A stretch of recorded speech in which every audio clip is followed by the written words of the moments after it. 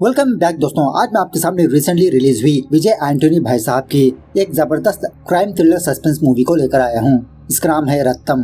तो चलिए फटाफट से मूवी की कहानी को स्टार्ट कर लेते हैं। उससे पहले लुटा दो प्यार फॉर इंस्टाग्राम। कहानी की शुरुआत में ही वानम नाम के एक न्यूज चैनल को दिखाया जाता है।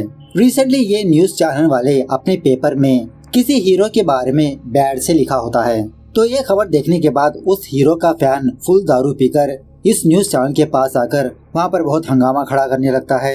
क्या फटाफट से तुम्हारे एडिटर को बुलाओ, आखिरकार तुम्हारे पास क्या सबूत है जो हमारे हीरो के बारे में नेगेटिव थिंग लिखा। इस तरह से झगड़ा करते हुए चिलियन नाम के एक बंदे को सारे लोगों के सामने जान से मार देता है। चिलियन इस न्यूज़पेपर का एडिटर होता है। वहाँ के सिक्योरिटी गार्ड्स इस बंदे को पकड़ने लगते हैं। वो बंदा कहने लगता है कि अगर किसी ने भी हमारे हीरो के बारे में अनाप शनाप लिखा तो उसकी हालत भी ऐसे ही होगी। बाद में पुलिस वाले आकर इस बंदे को गिरफ्तार कर ले जाते हैं और एक्चुअली ये सारी चीजें राजेंद्र नाम का एक बंदा देख रहा होता है।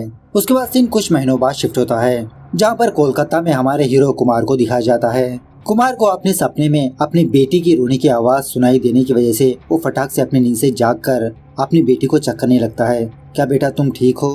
खैर कुमार को देखकर ऐसा लगता है कि इसकी बीवी मौजूद नहीं, अकेले ही अपनी बेटी की केयरिंग करते रहता है। इसको रेडी करना, स्कूल भेजना और उसी तरह कुमार रेस घोड़ों की केयरिंग करने का काम करते रहता है। दिखने में ऐसा लगता है कि कुमार बहुत ही डिप्रेशन में है। पास्ट में इसके साथ कुछ घटना हुई, उसी को बार बार याद करके बहुत उदास रहता है और उसी डिप्रेशन से बाहर निकलने के लिए हर वक्त ये दारू पीते रहता है। खैर एक रात कुमार के पास चिलियन जो मरा था ना, उसका फादर आता है और एक्चुअली कुमार चिलियन के फादर को भी फादर ही कहकर बुलाते रहता है और उसी तरह चिलियन का फादर कुमार को अपना बेटा ही मानते रहता है। एक्चुअली कुमार एक क्राइम इन्वेस्टिगेशन जर्नलिस्ट होता है। बहुत सालों पहले कुमार और चिलियन ने ही उस न्यूज़पेपर को खड़ा किया था। कुमार के जिंदगी में एक बहुत बड़ी दुर्घटना होने की वजह से कुमार चेन्नई को ही छोड़कर कोलकाता आ जाता है अपनी बेटी के साथ। चिलियन का फादर चिलियन के बारे में याद करके बहुत रोने लगता है। कहने लगता है कि बेटा अब तुम ही उस न्यूज चैनल को रन कर सकते हो, तुम प्लीज वापस आ जाओ चेन्नई। लेकिन कुमार अपने फादर को मना करने लगता है कि पापा अब मैं वहाँ पर नहीं आ सकता। इस तरह से वहाँ से भेज देता है।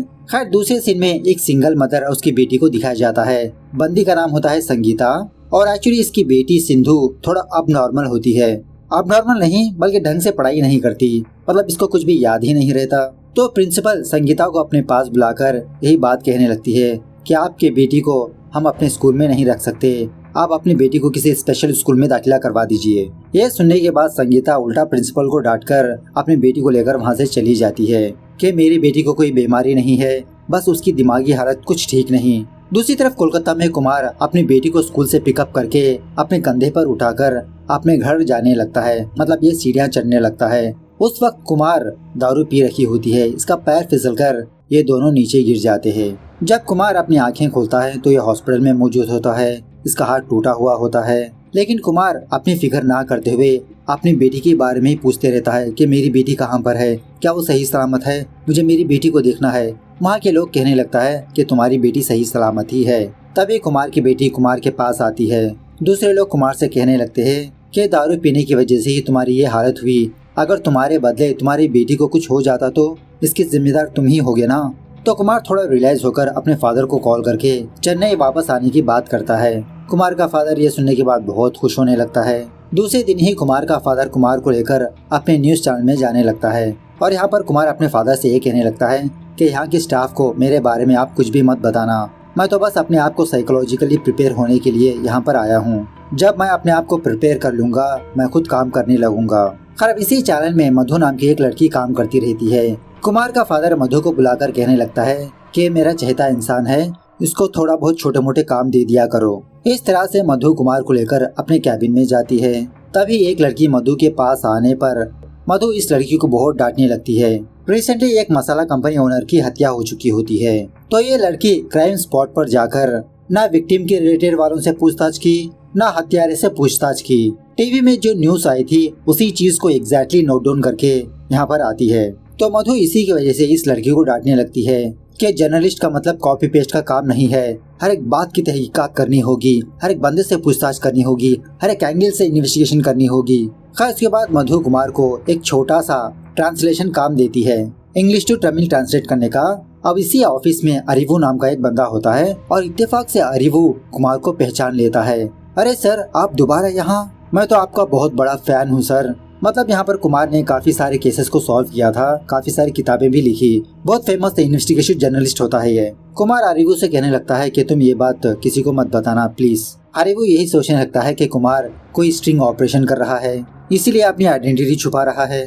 खैर अब कुमार इस छोटे से काम को भी कर नहीं पाता, काफी दिनों तक ऐसे ही बैठा रहता है। काम खत्म होने के बाद वो हर शाम किसी बार जाकर दारू पीते रहता है। एक दिन मधु कुमार को बहुत डांटने लगती है क्योंकि कुमार ने अभी तक वो काम नहीं किया। कहने लगती है कि आप डेस्क जॉब के लिए सही नहीं हो, आप एक काम करिए, एक स्कूल में एनुअल फंक्शन डे चल रहा है, अपने साथ फोटोग्राफर को लेकर वहाँ पर जाकर बस आप एक छोटी सी रिपोर्ट ले आइए। इस तरह से मधु कुमार को एक और छोटा सा फील्ड वर्क देती है। तो कुमार उसी तरह से एक फोटोग्राफर को लेकर उस स्कूल जाता है। तो उसी जगह पर कुमार कीर्ति नाम की एक लड़की को देखता है। एक्चुअली चलियन जो मरा था ना, कीर्ति चलियन से शादी करने वाली थी। जब तक कुमार कीर्ति के पास जाकर उससे बात करने लगता तो कीर्ति अपने स्कूल से बाहर जाकर गाड़ी में बैठे हुए किसी बंदे से बात करने लगती है। जैसा लगता हो कि उससे आर्ग्यू कर रही है और उसके साथ चली भी जाती है। यह देखकर कुमार को थोड़ा शक होने लगता है। दूसरे सीन में दोबारा संगीता को दिखाया जाता है जो किसी ट्रैवल एजेंसी में काम करती रहती है। संगीता के साथ दो और लड़कियां भी काम करती रहती है। दूसरी तरफ स्वामी प्रबंधन और उसके आदमी इस न्यूज चैनल के पास आकर बहुत हंगामा करने लगते हैं। चैनल के अंदर घुसकर मधु से पूछने लगते हैं कि आखिरकार आपके पास क्या सबूत थे जो स्वामी प्रबंधन के बारे में ऐसी न्यूज छापी। अब मधु को कुछ भी समझ में नहीं आता, अपने बॉस को कॉल करके इसी के बारे में बताने लगती है। तो मधु का बॉस मधु से कहने लगता है कि पास ही में कुमार है ना, उसको सारी बात बताओ, वो संभाल लेगा। तो मधु उसी तरह से कुमार के पास जाकर जो हुआ वो बताने लगती है। कुमार को पता चलता है कि मधु ने एक छोटे से एविडेंस की मदद से इस स्वामी जी के खिलाफ ये न्यूज छापी। तो कुमार वो स्वामी जी और उस बंदों से माफी मांगकर वहाँ से भेज देता है। कहने लगता है कि अगले एडिशन में हमारे चैनल वाले आपसे माफी मांगेंगे। शाम होने के बाद कुमार दोबारा उसी बार आकर फुल दारू पीने लगता है। तभी इसके पास अरीवू आकर इसकी तारीफ करने लगता है। अरे सर, आपने तो मधु के धज्जियां उड़ा दी, वरना बहुत घमंड करती है वो मधु। कुमार कहने लगता है कि स्वामी प्रबंधन को टच करना इतना आसान नहीं, उसके बहुत बड़े बड़े नेटवर्क्स है, लेकिन ये जानते हुए भी मधु ने उसके खिलाफ न्यूज छापी तो वो सच में काबिले तारीफ है। बस मधु के पास एक्सपीरियंस नहीं है। एक्चुअली यहाँ पर एक और बात यह है कि स्टार्टिंग सीन में चलियन को जो बंदा मारा था ना, वो बंदा इसी बार से दारू पीकर उस न्यूज चैनल पर गया। तो उस बार में काम करने वाला एक बंदा कुमार से कहने लगता है कि एक्चुअली उस रात न्यूज चैनल पर जाने वाले दो लोग थे, मतलब यहाँ पर बैठकर दो लोगों ने दारू पी, लेकिन सिर्फ एक ही बंदा चैनल पर जाकर उस बंदे को मार दिया। खैर दूसरे दिन कुमार और उसका फादर कीर्ति के घर जाते हैं, बस ऐसे ही कीर्ति का हालचाल पूछने के लिए। और एक्चुअली उस वक्त कीर्ति बहुत घबराई सी होती है। चाय देने के वक्त भी इसके हाथों से चाय नीचे गिर जाती है। कुमार इस चीज को ऑब्जर्व करने लगता है। बाद में वॉशरूम का बहाना बनाकर घर के अंदर जाकर सारे कमरों को चेक करने लगता है। तो किसी कमरे में किसी मेल के जूते होते हैं। कुमार को समझ में आ जाता है कि शायद कोई यहाँ पर था या तो फिर कहीं पर छुपा है। वापस आते समय कुमार अपने फादर से यही कहने लगता है कि पापा, मुझे चलियन के मामले में कुछ गड़बड़ लग रही है। कीर्ति भी कुछ घबराई हुई सी थी।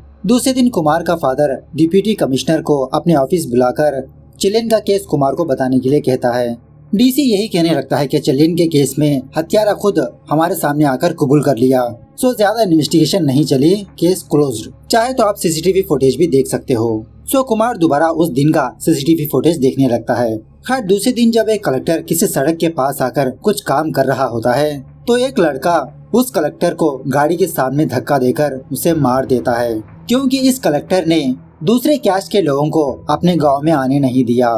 पुलिस वाले उस बंदे को गिरफ्तार कर लेते हैं। तो उसी वक्त एक बंदा मधु के पास आकर यही बात बताने लगता है कि कलेक्टर को किसी ने मार दिया। मधु शॉक में रह जाती है। एक्चुअली कुछ दिनों पहले वो कलेक्टर सैंड के खिलाफ, मतलब रेत जो है ना, उसके रिलेटेड कुछ जीवोस को अमल में लाया था। मधु उस रेत के बारे में और कलेक्टर के बारे में इन्वेस्टिगेशन करके न्यूज छापने वाली थी, लेकिन इसी दरमियान में उस कलेक्टर की मौत हो गई। उसी वक्त उस स्वामी जी के बंदे दोबारा इस न्यूज चैनल पर आकर हंगामा खड़ा करने लगते हैं, क्योंकि मधु ने दोबारा उस स्वामी जी के खिलाफ एक और आर्टिकल को छपाया था कि वो स्वामी जी किसी लड़की के साथ सेक्सुअल असॉल्ट कर रहा था। तो ऑफिस में आकर बहुत हंगामा खड़ा करने की वजह से कुमार उन सारे लोगों को मार पीट कर वहाँ से भगा देता है। खैर उसी रात पता नहीं कुमार को क्या याद आता है, रातों रात ऑफिस आकर अपने लैपटॉप में कुछ काम करने लगता है। सुबह होने के बाद जब सारी स्टाफ आती है तो कुमार को देखकर शॉक में रह जाते हैं। कुमार मधु और अरेव्यू को रिसेंटली जो हत्याएं हुई उन हत्याएं के बारे में कुछ डिटेल्स मांगने लगता है। 2 घंटे के अंदर सारी इन्फॉर्मेशन इसके टेबल पर होना चाहिए। सो मधु को कुछ भी समझ में नहीं आता कि ये बंदा मुझे ही ऑर्डर दे रहा है। अपने बॉस के पास जाकर कुमार के बारे में पूछने लगती है कि सर आखिरकार वो बंदा कौन है। तो यहाँ पर मधु का बॉस कुमार के बारे में बताने लगता है कि वो फेमस इन्वेस्टिगेशन जर्नलिस्ट है और एक्चुअली मधु ने कुमार की लिखी हुई किताब पढ़ी होती है। पूछने लगती है कि वो ऐसी हालत में क्यों है। मधु का बॉस कहने लगता है कि कुमार अपनी बीवी से लव मैरिज करके शादी कर लिया था। उन दोनों की अच्छी खासी जिंदगी गुजर रही थी। जब कुमार की बीवी 7 महीनों की प्रेग्नेंट थी, उसी वक्त कुमार कुछ काम से दूसरे कंट्री चला गया। कुमार की बीवी को सीरियस कंडीशन होने की वजह से उसको हॉस्पिटल ले जाया जाता है। तो बच्ची जन्म देने के बाद कुमार की बीवी मर जाती है। अपनी बीवी मरने के बाद कुमार डिप्रेशन में चला गया और अपनी बेटी को लेकर इस ऑफिस को छोड़कर कोलकाता चला गया। खास उसके बाद कुमार सारे केस की डिटेल्स थरोली स्टडी करने लगता है। उसके बाद कुमार अपने ऑफिस के बाहर आकर बस ऐसे ही सिगरेट पीने लगता है और उसी ऑफिस के बाहर वो राजेंद्रन होता है जो हमेशा इस ऑफिस पर नजर रखे होता है। बाद में कुमार अपनी सारी स्टाफ को गैदर करके कुछ बातें बताने लगता है कि चलियन मर्डर केस के बीच और उस कलेक्टर मर्डर केस के बीच जरूर लिंक है। और इसी तरह कुछ दिनों पहले एक मसाला ओनर की हत्या हुई थी ना, वो भी इससे लिंकअप है। इन तीनों केसेस में हत्यारा पब्लिक के सामने ही हत्या कर दी। विक्टिम्स को मारने से पहले उन लोगों ने अपना रीजन भी बताया और एक्चुअली हत्यारे कोई प्रोफेशनल्स नहीं थे। उनका कोई क्रिमिनल रिकॉर्ड ही नहीं था। गरीब और अनमेच्योर लड़के थे। अब उस एज में जो भी उनके दिमाग में भरता है वही सच समझ बैठते हैं। जब भी कोई पुलिस वाला केस की इन्वेस्टिगेशन करता है तो उस केस के रिलेटेड ही इन्वेस्टिगेशन करता है, लेकिन ये क्राइम इन्वेस्टिगेशन जर्नलिस्ट ऐसा नहीं है। वो एक केस से दूसरे केस को लिंकअप करके उस एंगल में इन्वेस्टिगेशन करता है, अपनी खुद की थियरी बनाने लगता है। अब तक जो हत्याएं हुई उन सारे हत्याओं में सिर्फ एक ही कॉमन रीजन है और वो है हेट। अपने हीरो के खिलाफ न्यूज लिखने की वजह से वो बंदा चलियन को मार दिया और इसी तरह अपने कैस्ट के लोगों को गांव में नहीं आने दिया। इसकी वजह से वो लड़का कलेक्टर को मार दिया। एक्चुअली इन तीनों केसेस में हत्या होने वाले विक्टिम्स नहीं है, हत्या करने वाले भी विक्टिम्स है, क्योंकि इन लड़कों के पीछे कोई मास्टरमाइंड है। वही बंदा इन लड़कों को इन्फ्लुएंस कर रहा है। जिस बार में मैं हर रोज जाता हूँ वहाँ से मुझे ये बात पता चली कि चलियन को मारने वाला बंदा हर रोज उस बार जाता था और उसके सामने एक और बंदा बैठा करता था। सिर्फ चलियन के हत्यारे को ही नहीं, कलेक्टर के हत्यारे को भी उसी बार में देखा गया। मतलब कोई बंदा लड़कों को दारू पिलाकर उनका ब्रेन वॉश कर रहा है। अब पब्लिक में ही हत्या होने की वजह से पुलिस वाले इन्वेस्टिगेशन नहीं कर रहे, बस हत्यारे को अंदर डाल के केस क्लोज कर देते हैं।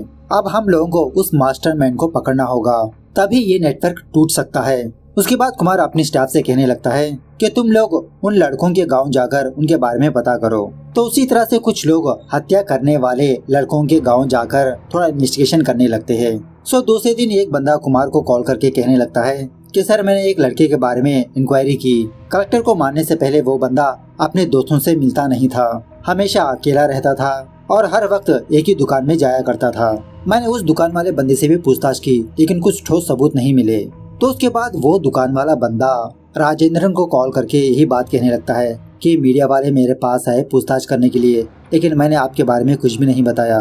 तो उसी रात राजेंद्रन अपने बॉस से मिलने के लिए आता है किसी जगह पर, ये सारी बात बताने के लिए। और शॉकिंगली इसका बॉस और कोई नहीं संगीता होती है। संगीता फटाक से राजेंद्रन को मार देती है, क्योंकि मीडिया वालों को इसके बारे में पता चल चुका है। मीडिया वाले राजेंद्रन के पीछे आएंगे, संगीता भी एक्सपोज हो सकती है। खैर दूसरे दिन एक मिनिस्टर डीआईजी को अपने पास बुलाकर ये कहने लगता है कि मेरे पास काम करने वाली लड़की के साथ मैंने संबंध बना लिया, अब वो प्रेग्नेंट है, कह रही है कि मुझसे शादी कर लो। मैंने उसको समझा बुझाकर भेज दिया, लेकिन मुझे उस पर भरोसा नहीं। अब तुम उसको मेरे रास्ते से हटाना होगा। तो डीआईजी इस मिनिस्टर से 2 करोड़ रुपए मांगने लगता है। कहने लगता है कि ऐसे मामलों को डील करने के लिए मेरे पास कुछ टेक्नीशियंस है, आप फिक्र मत करिए। तो उस मिनिस्टर का केस भी संगीता उसकी टीम के पास ही आता है।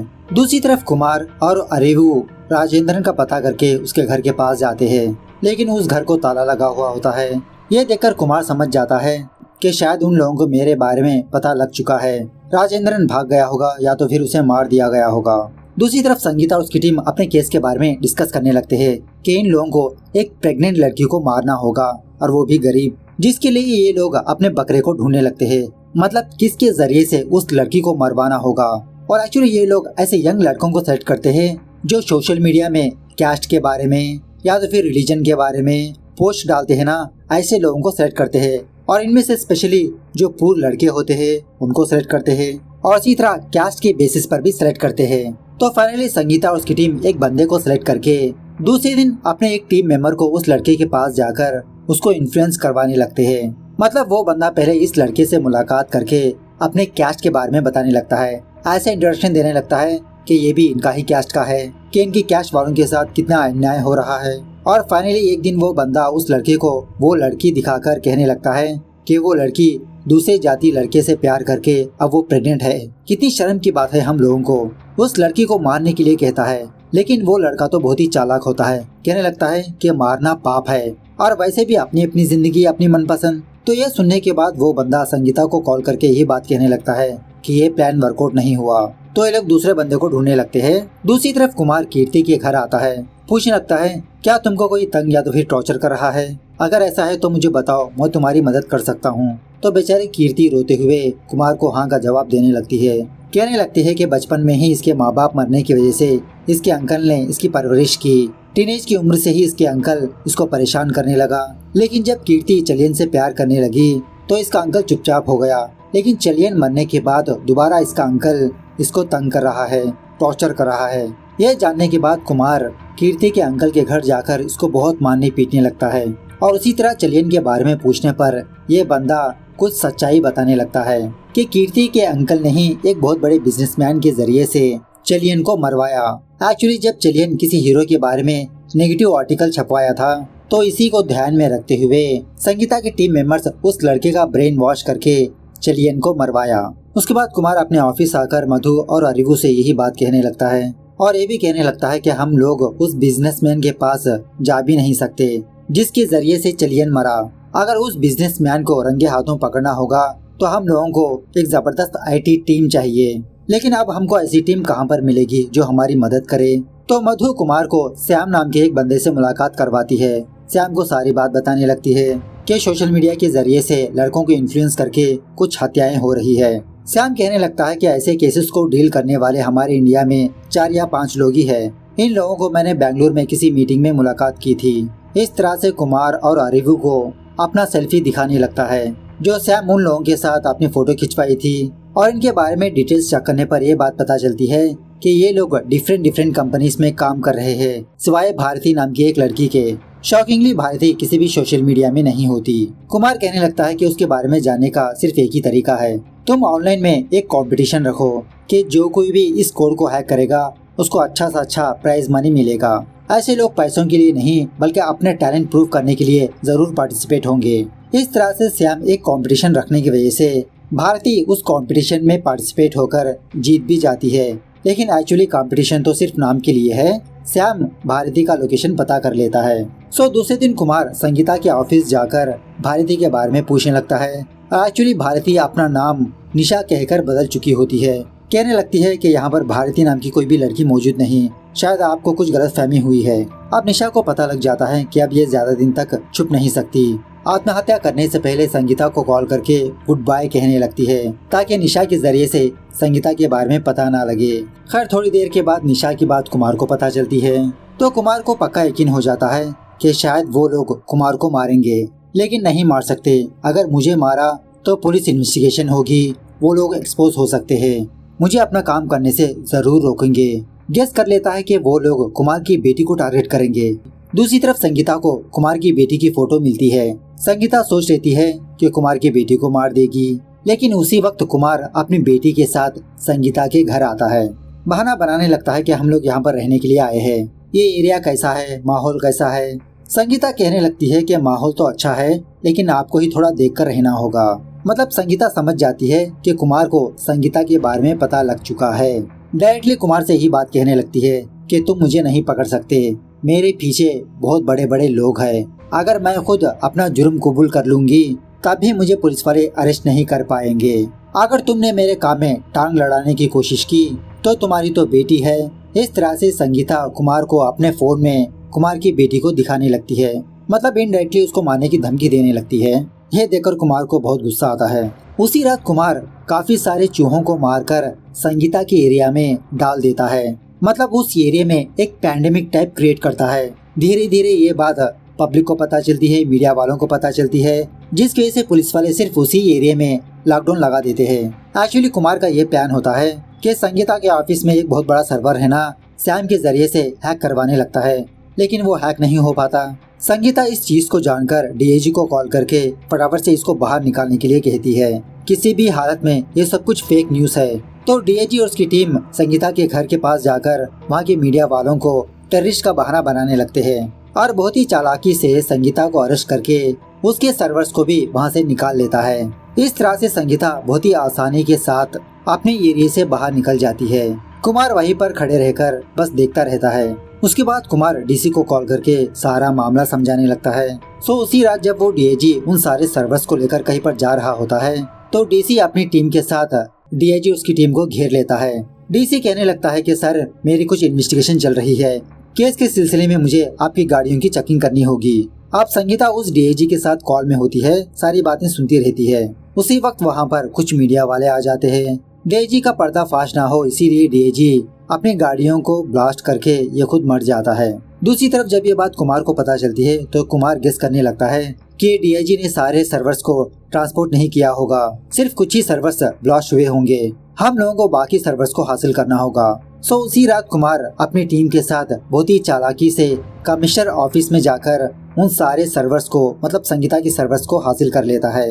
जब ये सारी बात मीडिया के सामने रखते हैं तो काफी सारे बड़े बड़े लोग अरेस्ट होने लगते हैं, लेकिन संगीता इंडिया छोड़कर भाग जाती है। फाइनली संगीता को कुमार एक लेटर भेजता है कि happy holidays, don't come back. Actually बात यह है कि इस मूवी में आजकल के हालातों को बयान किया गया है कि किस तरह से कुछ पॉलिटिशियंस टीनेज लड़कों को अपने वेपन की तरह इस्तेमाल कर रहे हैं, उनका ब्रेन वॉश करके अपनी जरूरतों को पूरी कर रहे हैं। खैर मूवी कैसे लगी कमेंट करके बताना जरूर। मिलते हैं अगली वीडियो में, तब तक take care, bye bye, see you soon.